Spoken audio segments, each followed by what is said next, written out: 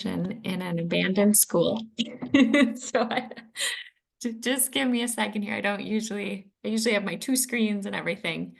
But I've just got one today, so it looks like it'll be good. Does that look okay? Fantastic. And I just want to say that we're super excited that you've all joined today's webinar. It is going to be with Natalie Hoydel. We're really lucky. She is our vegetable specialist with the University of Minnesota Extension.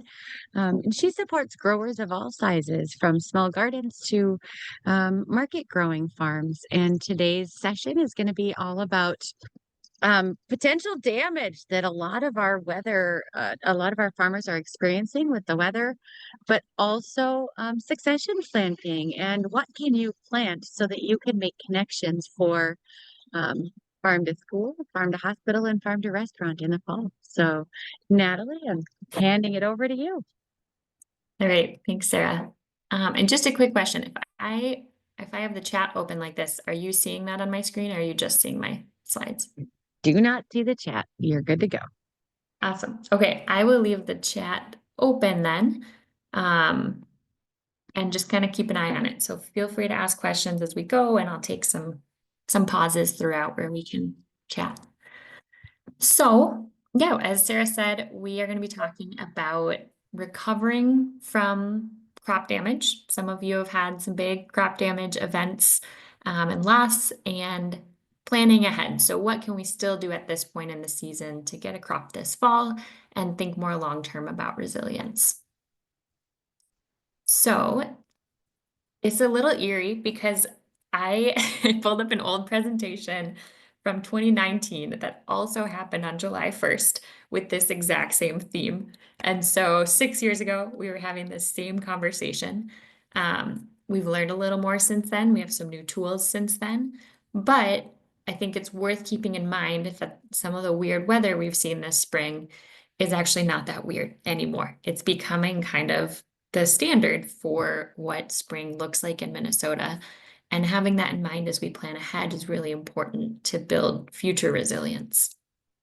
So this spring has been very wet for some folks in Minnesota. So this graph on the left shows the departure from normal. So how many inches above or below normal rainfall have we had in the last 30 days? And then on the right, it shows the last 60 days. So if you're in central Minnesota around like Litchfield, Hutchinson, you have had so much rain kind of in this area here, which I think is around Litchfield. In the last 16 days, in the last 60 days, excuse me, we've had 16 inches above normal rainfall. There are folks here on this call who have probably had less rainfall than normal. So someone was here from Moorhead. The Moorhead region has actually been just a little bit drier than normal this last month. But kind of that central region and the Arrowhead have seen a lot of rain. And not just a lot of rain, but some really heavy rainfall events. So these three maps just show 3 different days in June. This is precipitation in a 24-hour period. And you can see that folks kind of in western Minnesota, in central Minnesota, in the Arrowhead have all experienced a rain of more than 2 inches. In some cases, we've seen more like 5 to 6 inches in a single rainfall event. At 35 different weather stations across the state of Minnesota, we broke records for the most rainfall seen in a single event. So we have not just had a lot of rain, but we've had some really intense rainfall events that are breaking records. And just out of curiosity, how many of you on this call had hail? We had a couple of big hailstorms in the last couple of weeks. Do you want to like raise their hands or let's see? I actually can't even see y'all. Oh, sure, because I have you spotlighted. I know Grand Rapids, and I know Richard is on the call from Pepin, Wisconsin. They got hit. Yeah. We have some others on here. You can feel free to unmute yourself if you got hit with some hail. You can share in the chat too.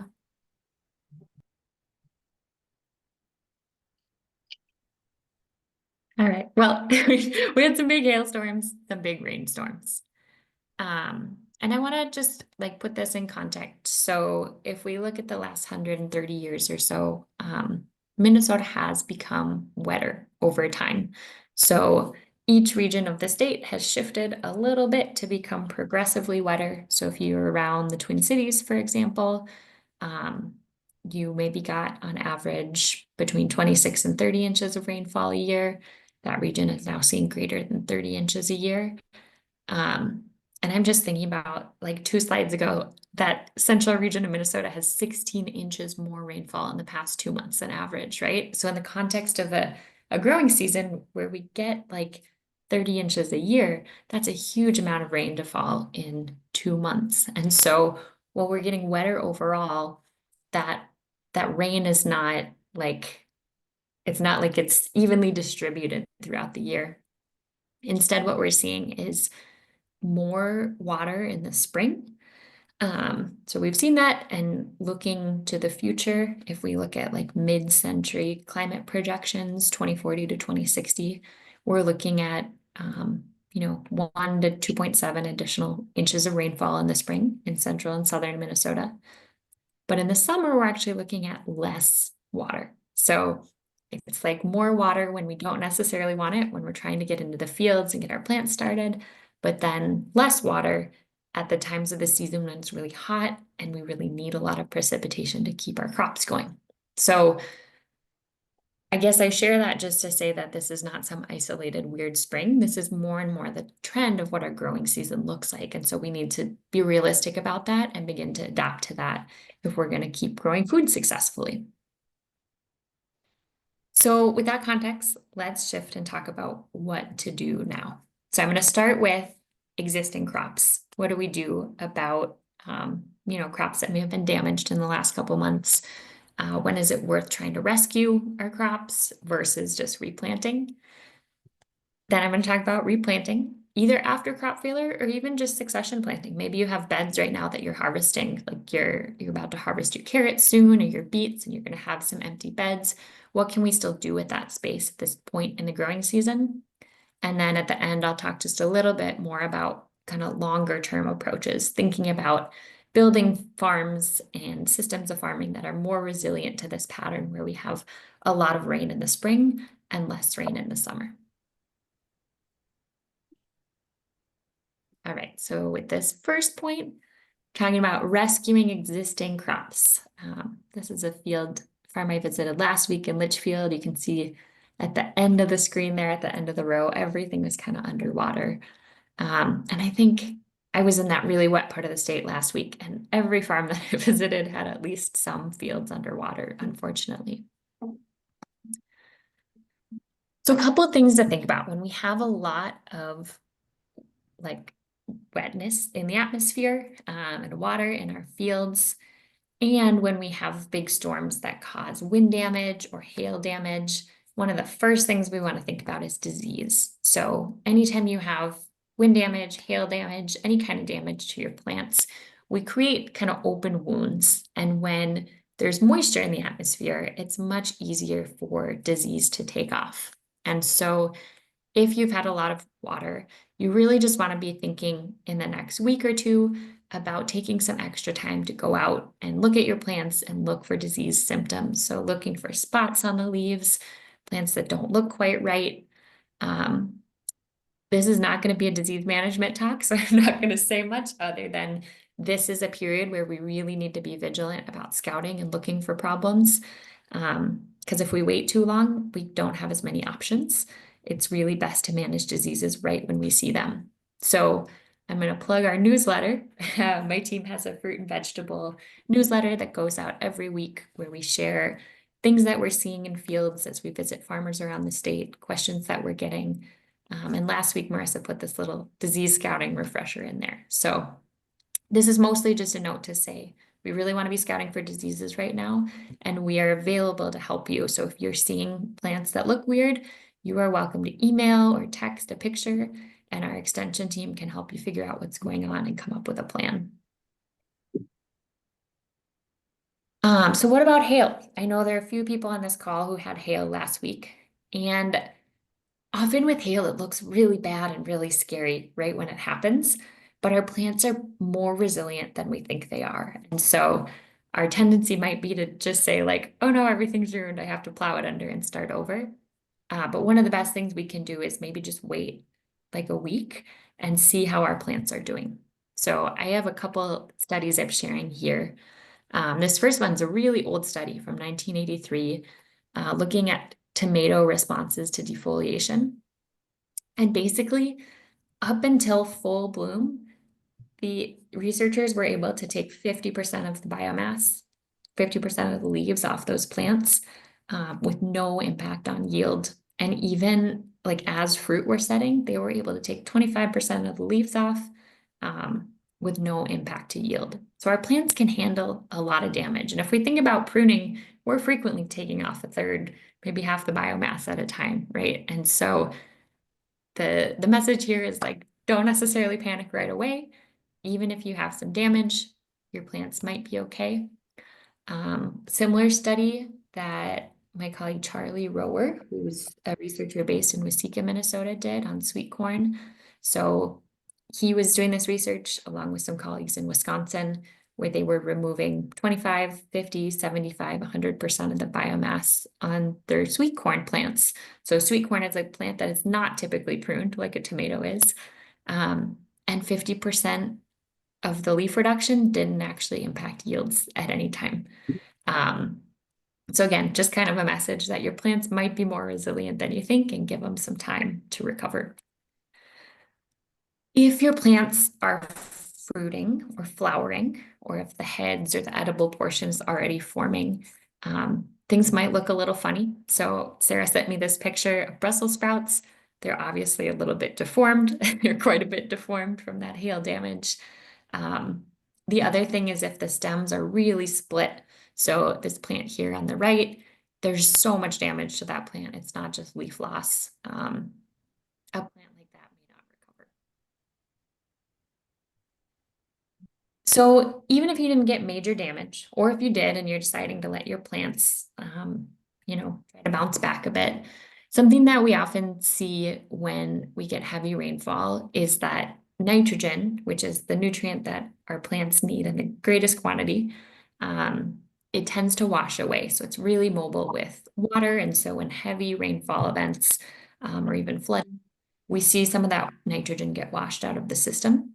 So it's really important as you're going out after these, like this really wet month, you're looking for disease symptoms.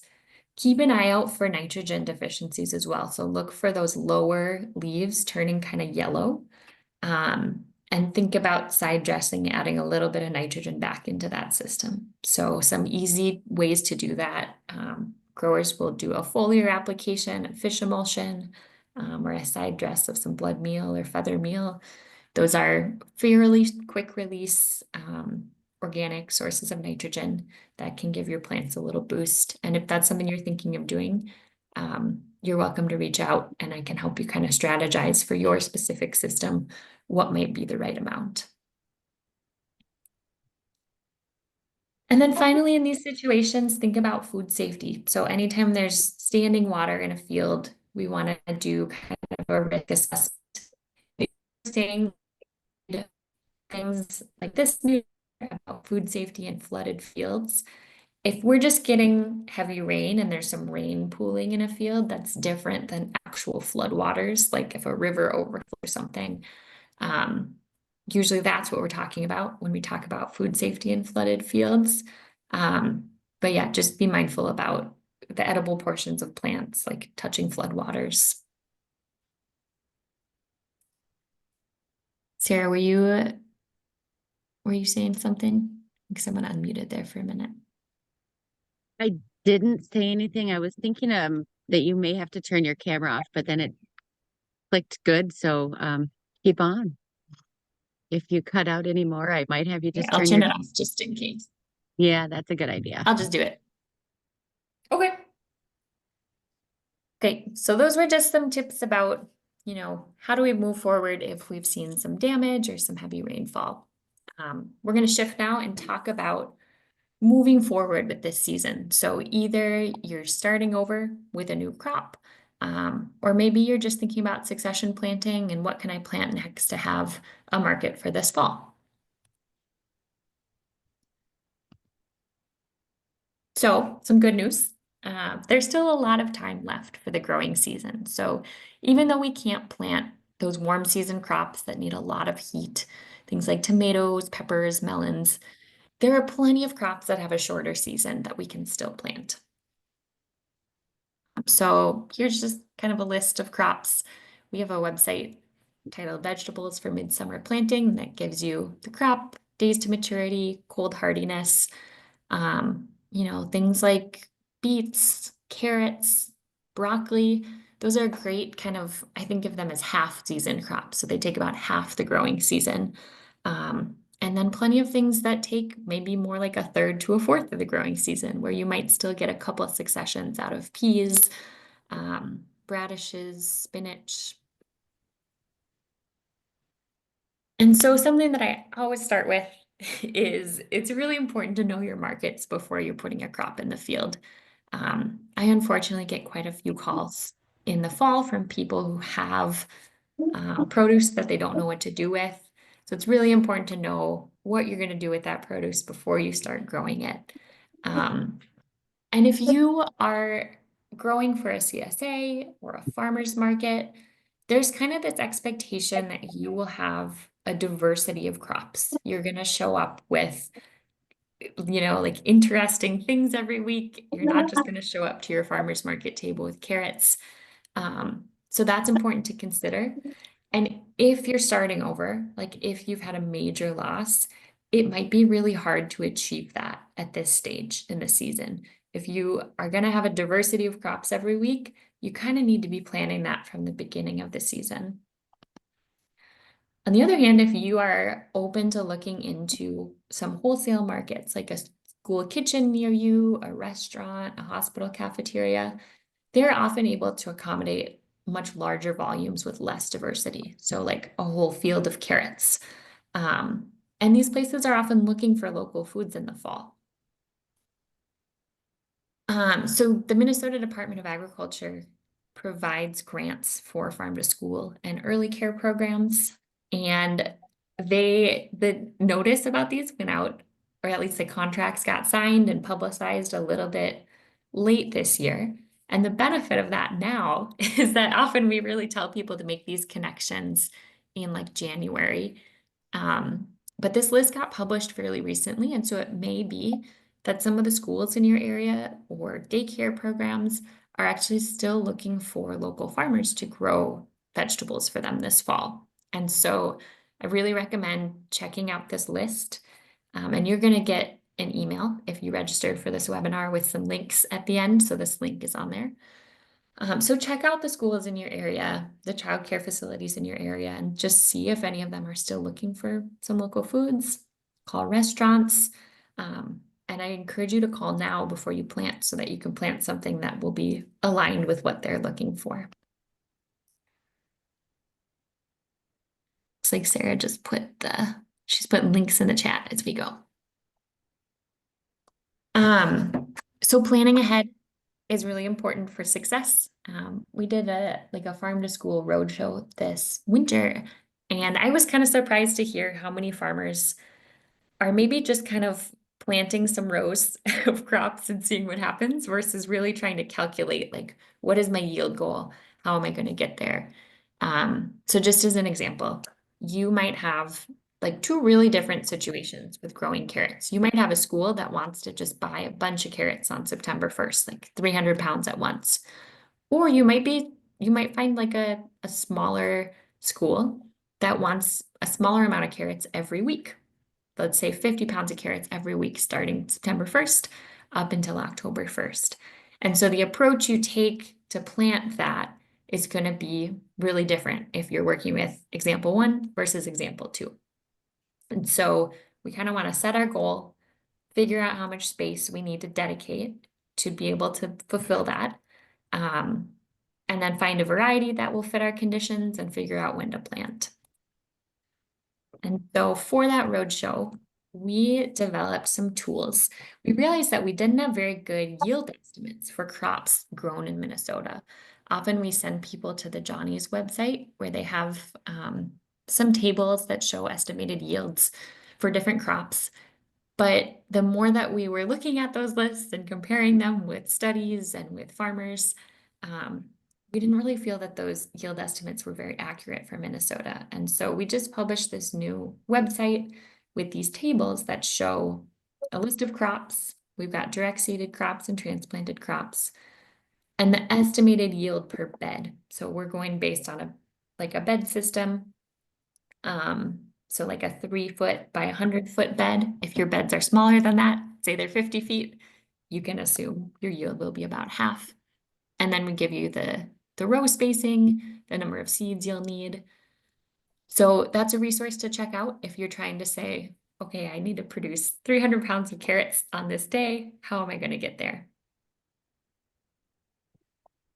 Once you have a sense of like how much seed you need to plant, how big of a bed you need to plant, you'll need to choose a variety. And it's super important that you're choosing a variety that's better adapted to fall. So that carrot or that broccoli that you planted in the spring is probably not the same variety that you're going to plant right now. In spring, we're looking for things like bolting resistance, heat tolerance, insect resistance. In the fall, we're often looking for things like better storage life, more disease resistance. We usually see more disease pressure in the fall.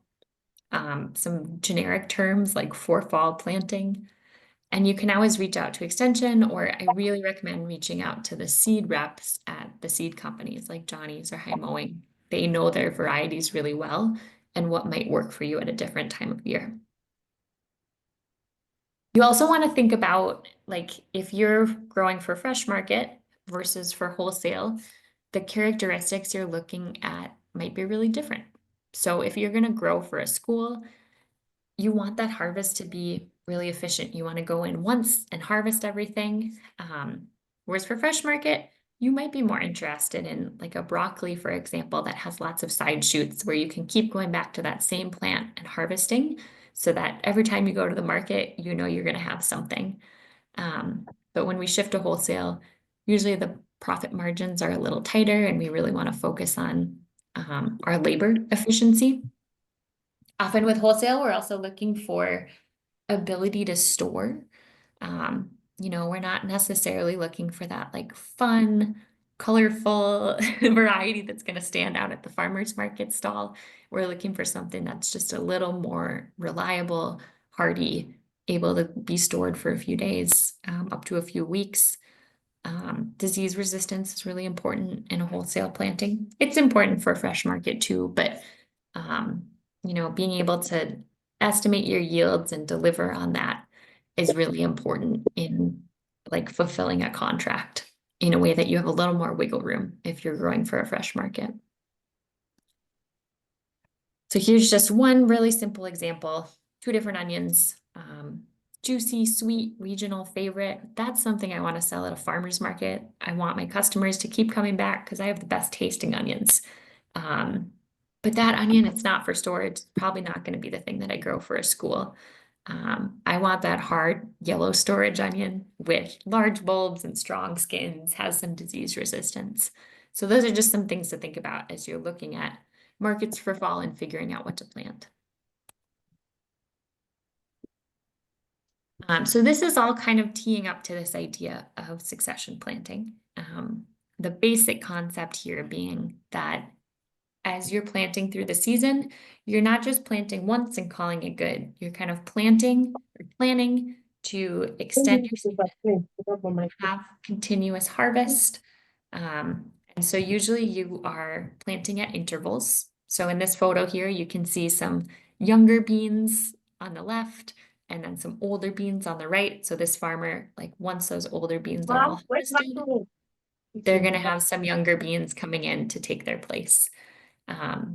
And it also, with succession planting, ideally, we don't have a bunch of bare soil. So once we harvest something, once those beans come out, we're planting something else. And that could either be a crop that we're going to harvest, or if we don't want to do that, we can plant a cover crop to keep the soil healthy, keep roots in the soil, kind of outcompete weeds while that bed is open. So a few basic principles with succession planting. As I was just talking about, choosing the right variety for the right time is really important. We want to know our frost dates. So we don't want to promise that we can get fresh carrots to a school on November 1st, right? Just because it might be pushing the season a little bit. The ground might be frozen, might be hard to get those carrots out. But we can push it a little bit. Carrots are a little bit frost tolerant. Cucumbers, on the other hand, are something that we absolutely can't continue harvesting after a frost. And so we want to know those dates and the frost tolerance of our crops so that we can make sure that we're making realistic decisions about planting so we actually get a harvest from those crops. So you want to choose your desired harvest date, look at the days to maturity on your variety, and then count backwards to decide when to plant. So if you're going to harvest 300 pounds of carrots on September 1st, and you have a variety that takes 60 days, you're going to plant those carrots today on July 1st. And just a resource that I really like to highlight, Johnny's Seeds has some really nice spreadsheets and tools to help you with succession planting, kind of telling you how many days between plantings you need to wait to get that consistent harvest of different crops. And they also have these planting programs that show you like the different varieties and when in the season they're a really good fit. So according to their charts, Imperial is a great variety to plant in the spring and harvest kind of late summer, whereas something like Arcadia might be a better fit for planting now when it's hot, middle of the summer for planting later into the fall. And your succession plan, it's going to look unique to your farm. People have totally different systems of taking notes and making field plans. I really like this pear tree farm example. It's like blue and red and yellow. So you can kind of see like it's actually a 2-year rotation, and you can see like they're taking those tomatoes out and planting arugula. Or after their carrot crop, they're planting salad greens. So that's kind of a nice way to visualize over time succession planting.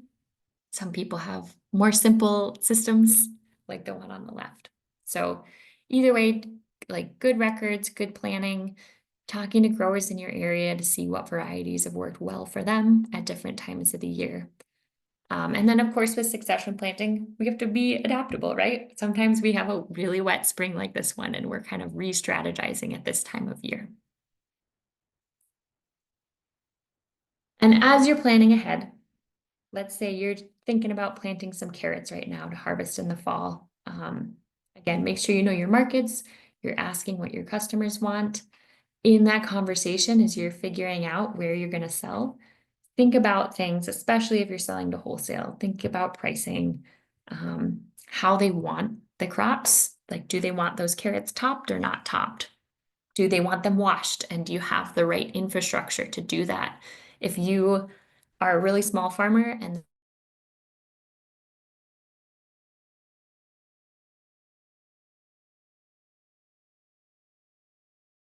Mhm. Natalie just froze. Hang on. Hopefully she'll come back. I've been dropping some links in the chat while we're waiting for Natalie to join us again. For some of the resources that she's been sharing with us, those crop planning tools and subscribing to her newsletter. There's quite a few different resources, and I will send out an email with those resources. I know that she'll be bouncing back in. She's in an abandoned school right now that doesn't have amazing internet. So she said, bear with me, I'll do what I can. But Johnny's succession planting chart is linked in the chat, and so is those crop planning tools that she was sharing. So while we're waiting for Natalie to jump back in here, are there any questions on some of the things that Natalie has shared so far that we can relay to her? Um, this is Jane Jewett. I'll just jump in and mention that we do know there's going to be a state of Minnesota funded version of the local food purchase assistance grant coming in the future, and we don't exactly know the timing of that, but for that potential and for schools, thinking about storage crops that could be harvested in the fall and stored for a period of time for later sale in the winter would be a useful thing to think about in terms of succession planting this summer. Whoop, there Natalie's coming back. That's an excellent point, Jane. And I'm not sure if they're going to roll that out this fall or the LFPA, but once they do roll that out, definitely keep that in the back of your mind as something to start planning and planting for. So Natalie is back with us, and back to Sorry you. about that. No Thank you for worries. filling We in while my understand. internet reset. We understand completely. The world of Zoom has changed us all. Can you make me a co-host again, please? Oh, sure. Thank you. Yep, and the joys of rural internet. We all suffer. Yes. Does this Agreed. look familiar? Did I drop out before this point? Or is this right? That seems to be exactly where you were. Okay, great. So yeah, just make sure you're having conversations so that you're growing the right variety. You're meeting your customers' needs with those carrots. Are they okay with orange carrots, or do they really want multicolored carrots? Because that's what the kids at the school want.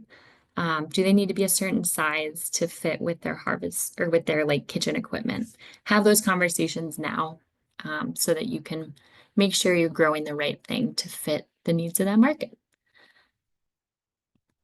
And then I guess at the end, some people don't necessarily know what to ask for. They've never done this before. And so by you asking how it's going to be used, that can also help inform you. So if you know that it's going to be used in a salad bar, you know that it's going to have to be cut. And so maybe ask them about their chopping equipment, make sure your carrots, don't have to be a certain size to fit that. So these are good conversations to have now. So with that in mind, just kind of revisiting this list, I guess as a reminder, and I think you'll get these slides afterwards to be able to review this list too. All right, so finally, I am going to shift just a little bit to talk more about the future. So these are all things we're doing right now, right? We're trying to recover if we had like difficult weather in June. We're thinking about what to plant right now, but what about next year and the year after that? So some things to think about. So part of my work is working on climate adaptation with vegetable growers. And something that has come up in the cohorts that we've done pretty consistently is people struggling with wet springs and not having crops to bring to the market early in the season. And so many of the growers who have gone through those cohorts have decided to invest in some more resilient perennial crops. So not abandoning vegetables, but shifting to have a little bit more diversity on the farm with things like asparagus, rhubarb. Currants and honeyberries don't necessarily fit that early season need, but just shifting to more perennial crops to kind of shift your risk around. And I've got some resources here on the bottom that you're going to get in an email. And in addition to perennials, really thinking about shelf stable and value added options. So one of the farms that did our cohort like really specializes in value added products from their farm. So they're making ferments like kimchi and sauerkraut. They're pickling things, they're freezing their squash and making purees. They're making applesauce and freezing that. So that gives them a lot of options for that early season time when they want to be at the market, they want to bring people to their stalls, they want to do a CSA, but it just gives a little bit of, something to fall back on. We've also seen people grow more dry beans and popcorn, focus on dehydrating things like chilies or garlic scapes, all with that same idea of just having a little bit of stability to kind of ride out those periods where we might have some crop failure or things that are slower than we might hope. There's also a lot of infrastructure that can help us. So at all the farms that I visited this week, and last week, things are not looking great in the fields. They're really behind, but crops in the high tunnel are looking really pretty good. So especially with early spring rains, a high tunnel can be a really great buffer for that. And we can get a lot of production out of a small space. There are growers who have really kind of specialized in tunnels who can get almost the equivalent of an acre of field production out of a single high tunnel. So the NRCS EQIP program, Natural Resource Conservation Service, has funding to support growers in building high tunnels. And if that's something you're interested in, you can reach out to your local provider. Extension also offers an Intro to High Tunnel course in the spring with Renewing the Countryside. And if you don't have high tunnels, there's some much more low-tech things we can even do in the fields. So I see more and more growers buying tarps, like big silage tarps, and just like covering a field prior to planting, so that if we have a week of really heavy rainfall, that field can stay relatively dry and they can get in and plant. Using cover crops and living row cover. That was the wrong thing to write there. Living rows. So like having living walkways with like crimson clover in the walkways, having those living roots in the soil can really help to absorb excess moisture on the landscape. So thinking about those soil health principles and then basic tools like tarps for kind of that longer view of getting into our fields and helping our fields to absorb excess moisture.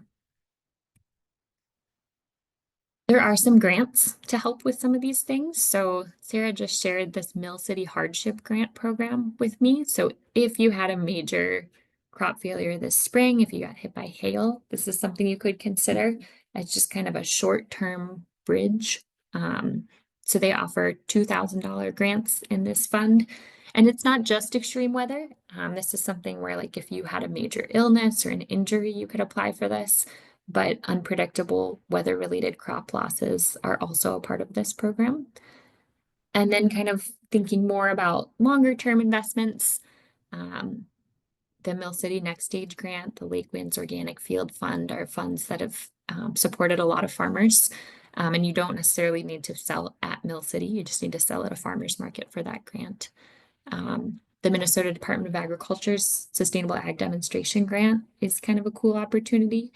I am working with a farm right now north of the Twin Cities that is using that grant to like really rethink how water's moving across their farm and better capture water in the landscape with like wetlands and field contours.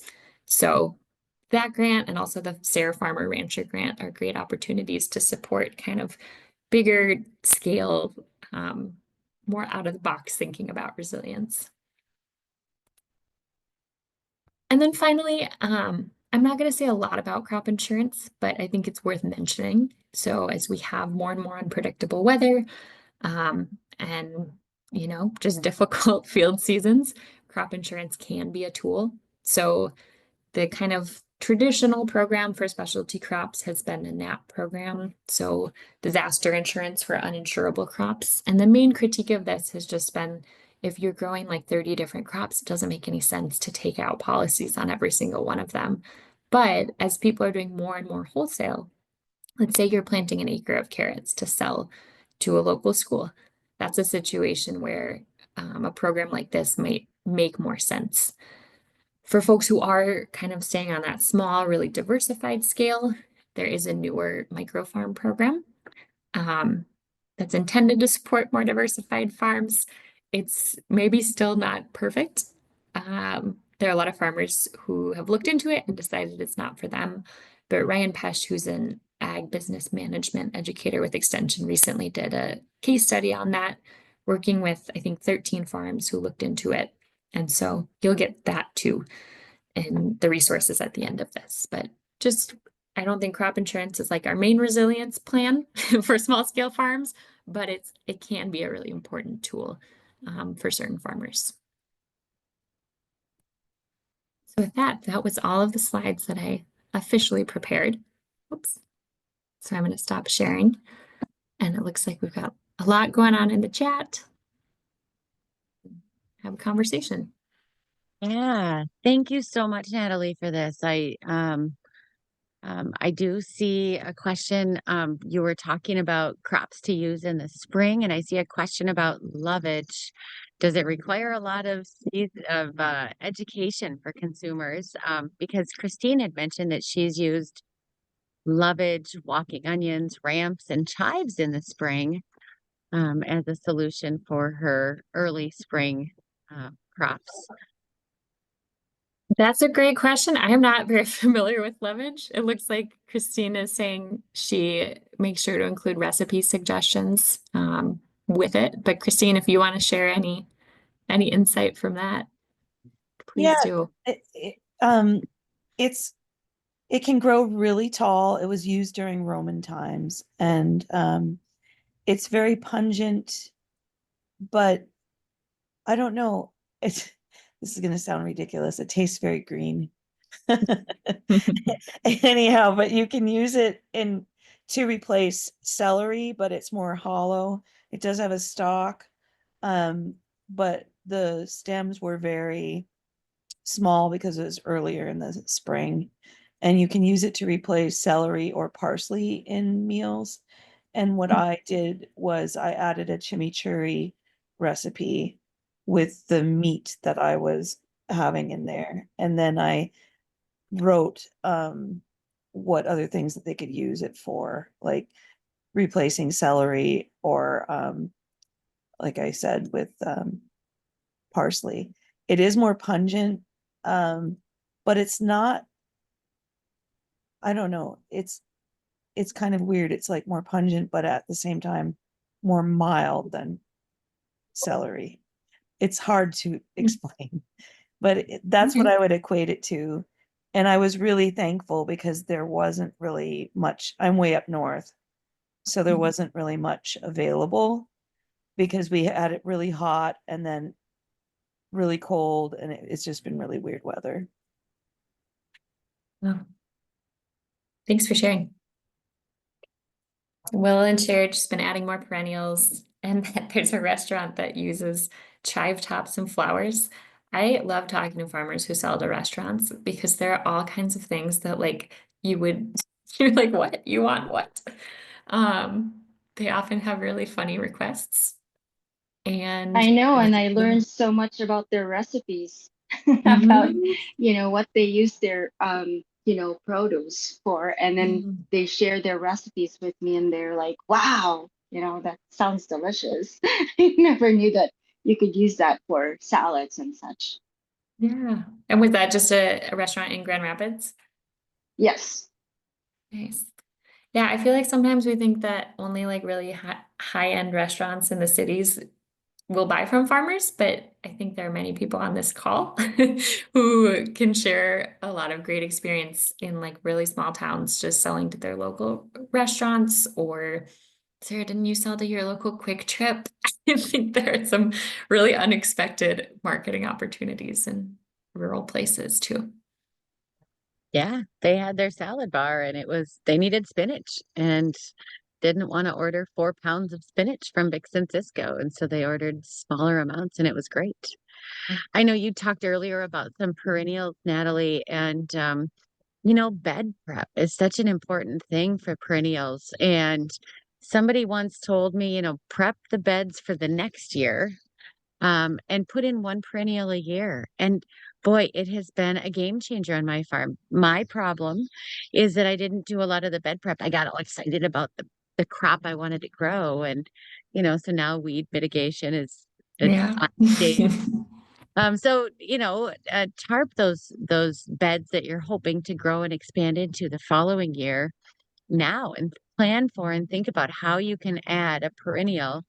Which perennial could you add is a brilliant idea because they're resilient. They keep coming back.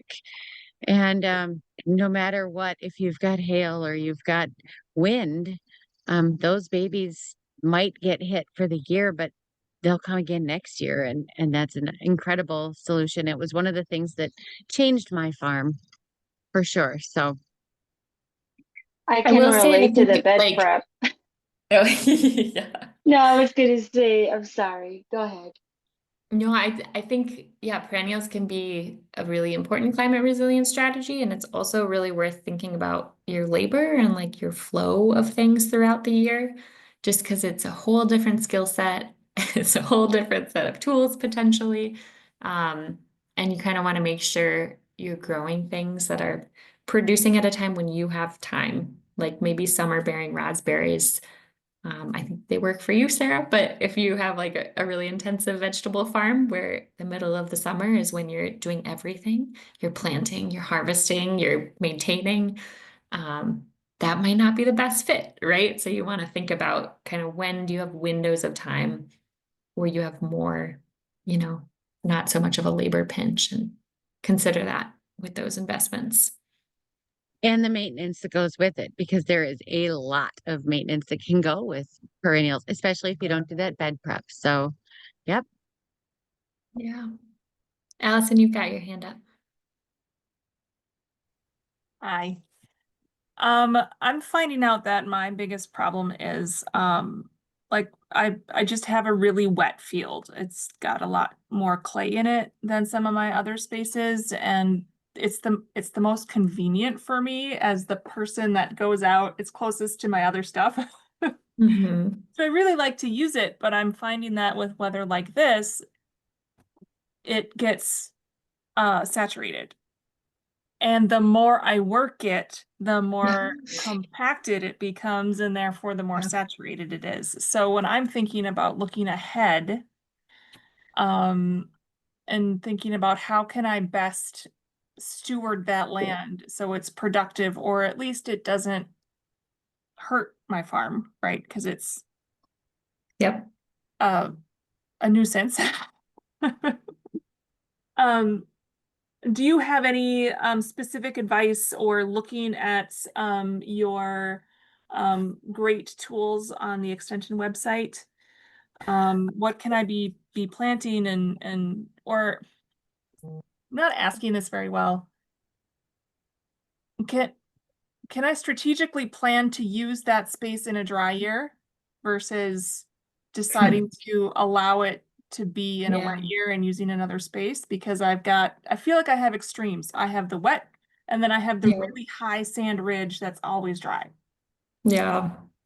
I think what's really tricky is that we never really know what the year is going to be. If we look at the 3-month NOAA climate predictions right now, we are more likely to have a hot, dry summer than not. And yet we've been experiencing a very wet summer, right? And it may be that we get to August and the next half of the season is so dry that like it turns out it's been a dry summer on average, right? But the average doesn't tell the story. And so I think it's unfortunately becoming harder to say like, oh, it's going to be a dry season or a wet season, and then to plan ahead.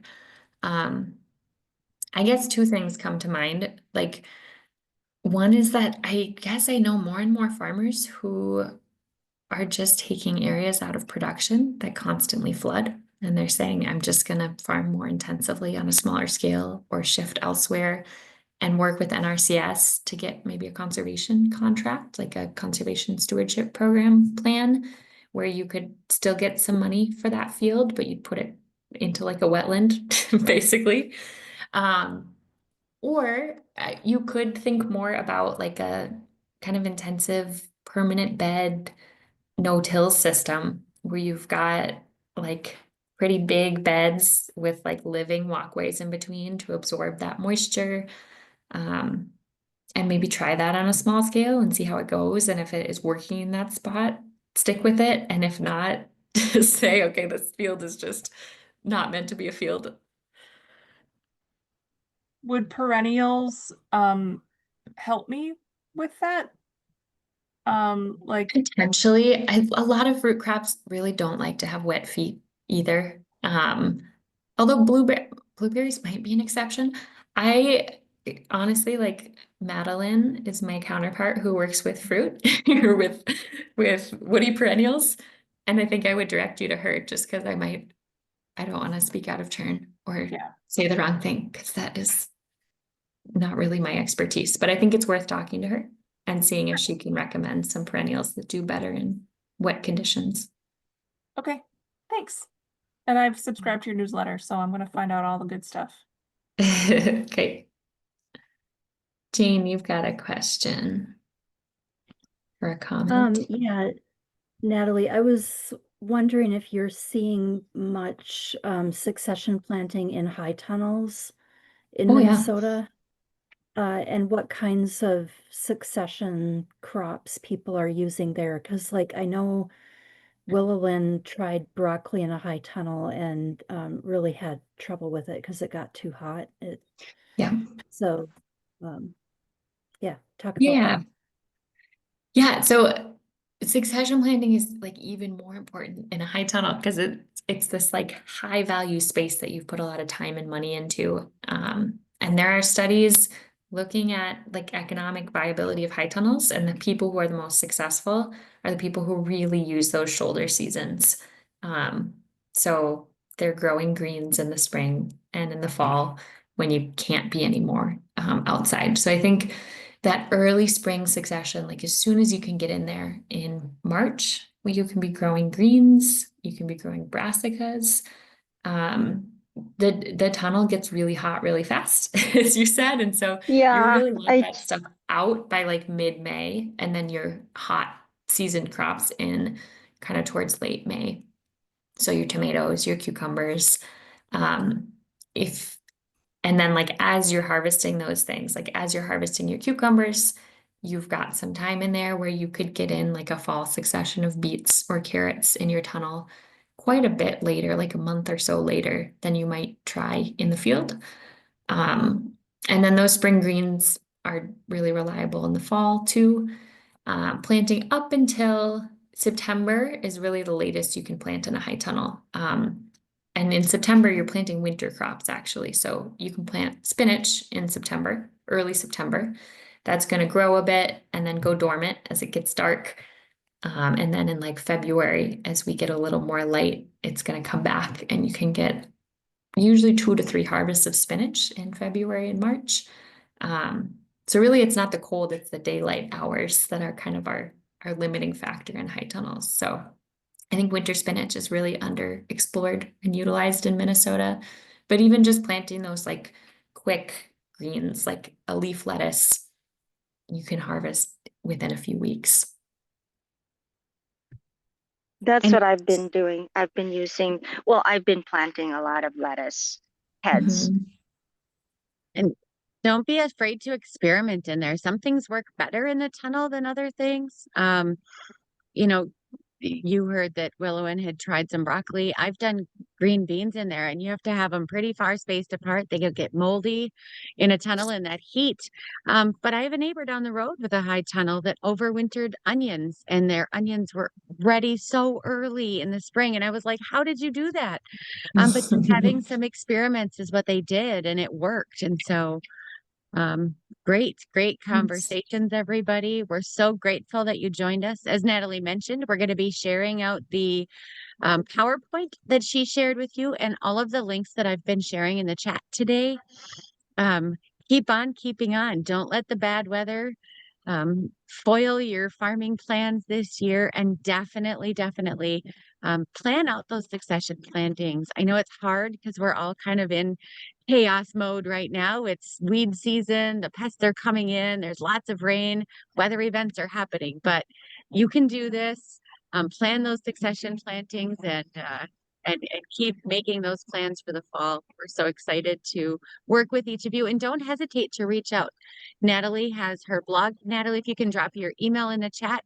And I've dropped a couple times a link to Go Farm Connect. We have connectors who are farmers themselves that connect you to resources such as the NRCS, that's the Natural Resource Conservation Service, and the Farm Service Agency, or FSA, where they can help you as well. And our connectors understand how to talk the talk that they speak at those USDA offices. So we're happy to help.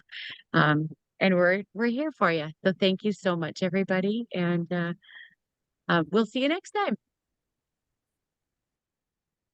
Thank you.